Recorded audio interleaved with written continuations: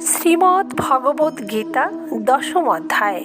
ভগবান শ্রীকৃষ্ণ বলেছেন, যারা প্রবঞ্চনা করেন, ছলনা করেন, আমি পাশা খেলা বা দ্রুত ক্রীড়া দ্বারা তাদের সর্বস্ব অপহরণ করি।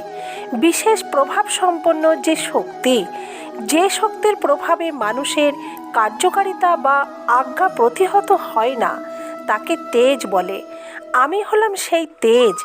এটি আমার অপর একটি বিভূতি। জয় সকলেই কামনা করেন, অপরকে পরাস্ত করাকেই জয় বলে। এই জয়ও ভগবানের এক বিভূতি।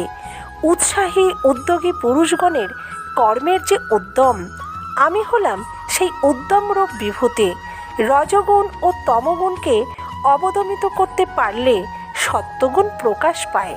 সত্যগুণের ঐশ্বর্য হল ধর্ম, জ্ঞান এবং বৈরাগ্য। আমি হলাম সেই সত্যগুণ।